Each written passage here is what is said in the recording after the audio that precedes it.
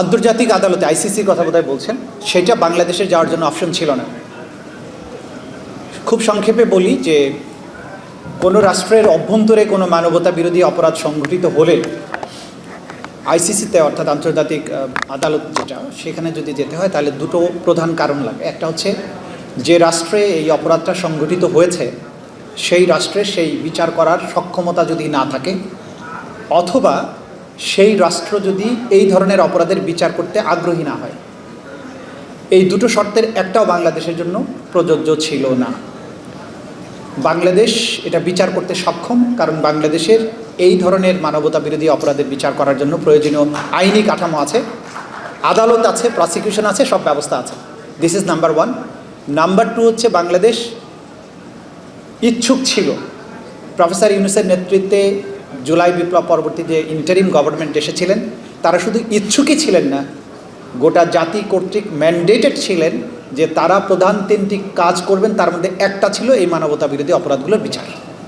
সুতরাং এই দুই কারণে আইসিসিতে যাওয়ার কোনো প্রয়োজন বাংলাদেশের নেই, বাংলাদেশের ছিল না। এটা যদি ইসরায়েল হতো, নেতানিয়াহুর বিচার করা যায় না, নেতানিয়াহু বিচার করতে দিবেও না, আর নেতানিয়াহু বিচার করতে সক্ষমও না, ইচ্ছুকও না। এই কারণে ইসরায়েলের বিচারের জন্য আমরা যাব ওখানে। কিন্তু বাংলাদেশের অভ্যন্তরে সংগঠিত মানবতা বিরোধী অপরাধের জন্য বাংলাদেশের আভ্যন্তরীণ যে আদালত, সেটাই যথেষ্ট।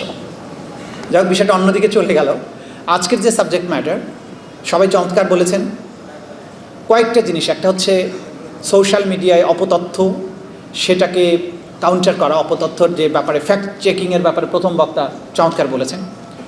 কারণ একটা অপতথ্যের ভিত্তিতে বাংলাদেশে একটা মোটামুটি ক্রুসেড লেগে গিয়েছিল, আল্লাহর রহমতে থেমে গেছে। ভবিষ্যতে যে আবার এরকম ক্রুসেড লেগে যাবে না তার কোনো গ্যারান্টি নেই।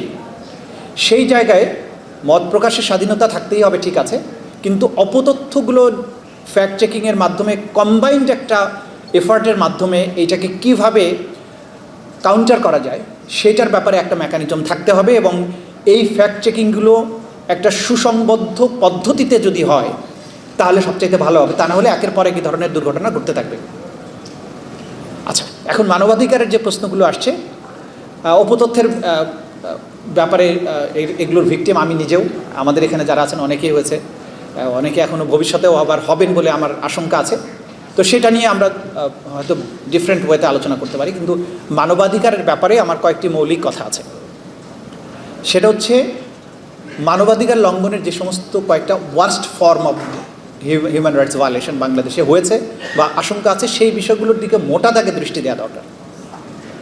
অতীত থেকে যদি আমরা শিক্ষা না নিই, বাংলাদেশে অতীতে যে ধরনের হিউম্যান রাইটস ভায়োলেশনগুলো হয়েছে, একটা তো বাকস্বাধীনতা রোধ করার ব্যাপারে অতীতের সরকার ডিজিটাল আইনগুলোকে যেভাবে ব্যবহার করেছে, সেই আইনগুলো বাতিল হয়েছে। কিন্তু এখন হঠাৎ করেই, যেটা নাবিলা বললেন, যে হঠাৎ করেই কিন্তু কয়েকটা কমেন্ট ফেসবুক পোস্টের জন্য সারা বাংলাদেশ জুড়ে অনেকগুলো মানুষকে অ্যারেস্ট করা হয়েছে। এই প্রবণতাটা কিন্তু ভালো নয়, এটা অতীতের একটা ছায়া। এই ছায়ার থেকে বেরিয়ে আসতে হবে। এই ব্যাপারে যেহেতু আগের আইনগুলো বাতিল হয়েছে, সুতরাং এই আইনগুলো বাতিল হওয়া সত্ত্বেও এটাকে ভিন্ন ফর্মে গিয়ে মামলা করার মাধ্যমে আবারও সেই কণ্ঠরোধের যে সংস্কৃতি, সেটা বাংলাদেশে আর ফিরে আসতে দেওয়া উচিত হবে না। এবং সেই ব্যাপারে সরকার যেন অবশ্যই সতর্ক থাকেন এবং যথাযথ ব্যবস্থা গ্রহণ করেন, এটা সরকারকে অবশ্যই সেই বিষয়ে ব্যবস্থা নিতে হবে। দ্বিতীয়ত হচ্ছে মানবাধিকার কমিশন বলে যে সংস্থাটি প্রতিষ্ঠা করা হয়েছিল অন্তর্বর্তীকালীন সরকারের সময়। একজন বলেছেন যে আওয়ামী লীগ সরকারের আমলের যে মানবাধিকার কমিশন, সেটা যে কী জিনিস সেটা গত 17 বছর আমরা টের পেয়েছি। এইটাকে কার্যকর একটা কমিশন করার ব্যাপারে অন্তর্বর্তীকালীন সরকারের আমলে যে আইনটা হয়েছিল সেটা ওনারা রেটিফাই করলেন না পার্লামেন্টে। তারা বলেছেন এর চেয়েও ভালো আইন তারা করবেন, এখনও কিন্তু হয়নি, প্রথম অধিবেশন চলে গেছে। এবং সেই আইনটায় সরকার যে ত্রুটিগুলোর কথা বলেছিলেন, সেইগুলো যে আসলে কোনো ত্রুটি নয়, সেগুলো মানবাধিকার কমিশনের যারা সদস্য ছিলেন, ডক্টর নাবিলা ইদ্রিস এখানে উপস্থিত আছেন, তারা ক্যাটাগরিক্যালি প্রত্যেকটা পয়েন্টে গভর্নমেন্টের উত্থাপিত প্রশ্নের জবাব দিয়ে তারা কিন্তু সবাই মিলে পদত্যাগ করেছেন। সুতরাং এই আইনটা র্যাটিফাই না করার যে সিদ্ধান্ত, এটি একটি মন্দ সিদ্ধান্ত এবং এইটাকে আমরা জাতি হিসাবে কোনো অবস্থাতেই ভালোভাবে নিতে পারছি না। আমরা আশা করব, সরকার বলেছেন ভালো করে আইনটা করবেন, অবিলম্বে ভালো আইনটা আমরা দেখতে চাই। সেটা যদি না হয় ধরে নেওয়া হবে আপনারাও কিন্তু মানবাধিকার লঙ্ঘন করার নিয়াতে আছেন। এইটা বাংলাদেশের জন্য শুভ সংকেত নয়। থার্ডলি যেটা বলবো, আমার যেটা ইস্যু ছিল সেই বিষয় নিয়েই কথা বলা উচিত। বাংলাদেশে কী ফর্মে মানবাধিকার লঙ্ঘন হয়েছে এই বিষয়গুলো মানুষ ভুলে যেতে বসেছে।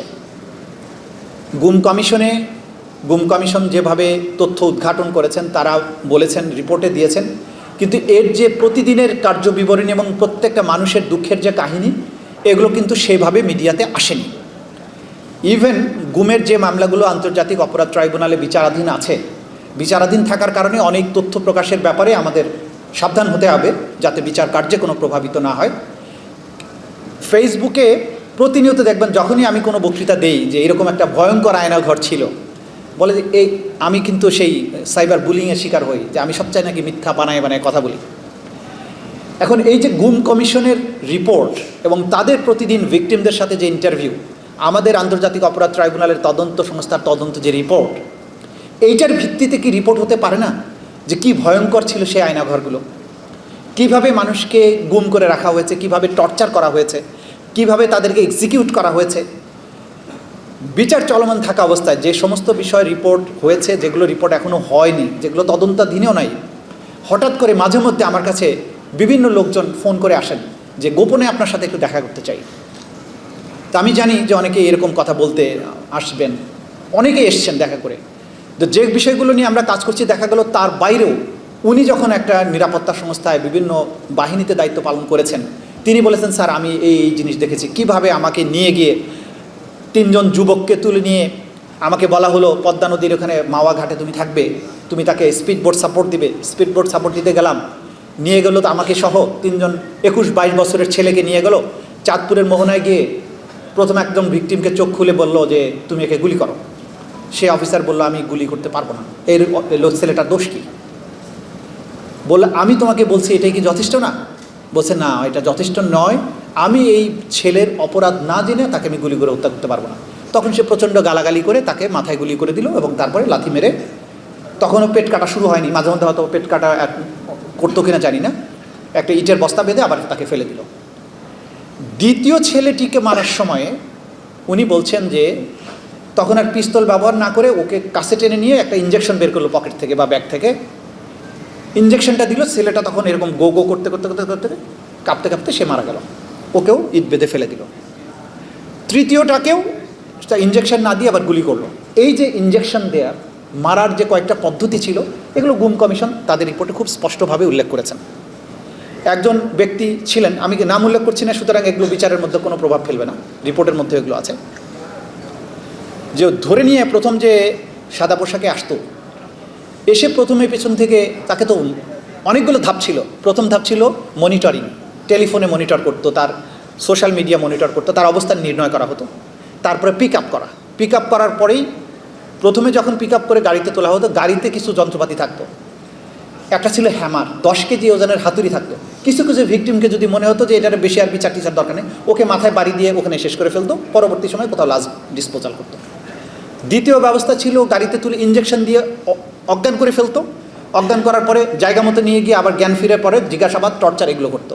কোনো কোনো ক্ষেত্রে গাড়িতে ইঞ্জেকশন দিয়ে মেরেই ফেলতো। তৃতীয় আরেকটা ছিল বলস মেশিন, বলতো যে একটা ইলেকট্রোকিউট করার একটা যন্ত্র, ব্যাটারি চালিত একটা ইলেকট্রোকিউট করার যন্ত্র ছিল, যে জননাঙ্গে একটা ক্লিপ লাগিয়ে দিয়ে তারপরে বিদ্যুৎ চালু করা হতো। অসহ্য যন্ত্রণা হতো, তার মুখগুলো আবার বেঁধে দেওয়া হতো। এই যে হরিবল স্টোরিজ শত শত,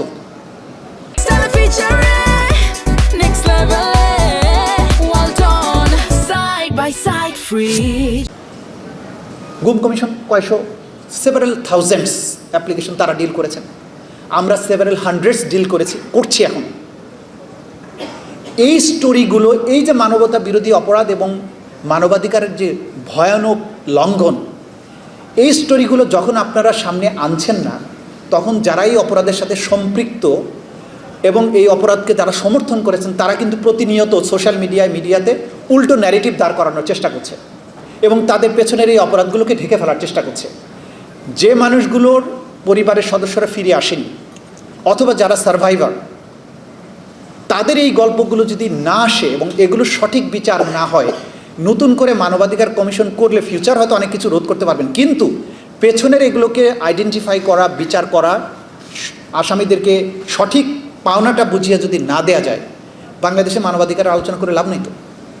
আবারও যখন এই গভর্নমেন্ট একটা সময় যখন আরও খারাপ সময়ের মধ্যে যাবে, তারা মনে করবে পদ্ধতিটা তো ভালোই ছিল, তো ওনারা যেহেতু করে পার পেয়ে গেছে আমরাও শুরু করি, হতেই পারে। সুতরাং এই জাতির মানবাধিকার রক্ষা, ভয়হীন সমাজ প্রতিষ্ঠার স্বার্থে 17 বছরে বাংলাদেশে সংগঠিত প্রত্যেকটি মানবতা বিরোধী অপরাধের বিচার নিশ্চিত করতেই হবে। এই ব্যাপারে আপোষ করা যাবে না। অনেকেই বলেছেন, কালকে এই মিলনায়তনে সরকারি দলের একজন সিনিয়র নেতা বলেছেন যে বিচার হওয়া দরকার, তবে বিচারের নামে যাতে কোনো প্রতিহিংসা চরিতার্থ না করা হয়। নিশ্চয়ই কোনো প্রতিহিংসা চরিতার্থ করার তো দরকার নেই। সাউথ আফ্রিকার উদাহরণ টেনেছেন উনি। সাউথ আফ্রিকাতে বর্ণবাদ বিরোধী যে ব্যাপার ছিল, নেলসন ম্যান্ডেলার কথা তিনি বলেছেন, সেখানে এত ওয়াইড স্কেলে হয়েছিল অপরাধ যে একটা পর্যায়ে এত লক্ষ লক্ষ মানুষের তারা বিচার করতে পারবেন না। তখন ট্রুথ অ্যান্ড রিকনসিলিয়েশন কমিশন করার প্রশ্ন আসে। বাংলাদেশে এই অপরাধগুলো লাখ লাখ মানুষে করেনি, কয়েকশো মানুষ হয়তো এর সাথে জড়িত। যারা এরকম worst type of human rights violation করেছে তাদেরকে ক্ষমা করা হবে আত্মঘাতী। পরবর্তীতে যারা লেসার অফেন্স করেছে, যাদের অপরাধ ওই মাত্রার নয়, তাদের ব্যাপারে রিকনসিলিয়েশন হতেই পারে, কিন্তু ট্রুথটা আগে এস্টাবলিশ করার পরে রিকনসিলিয়েশনের প্রশ্ন আসবে।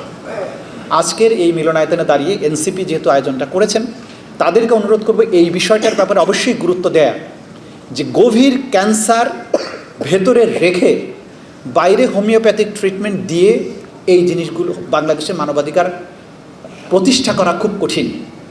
যদি এই ওয়ার্স্ট টাইপ অফ ভায়োলেশনের বিচার না হয়, তাহলে মানবাধিকার রক্ষা করাটা কঠিন হবে।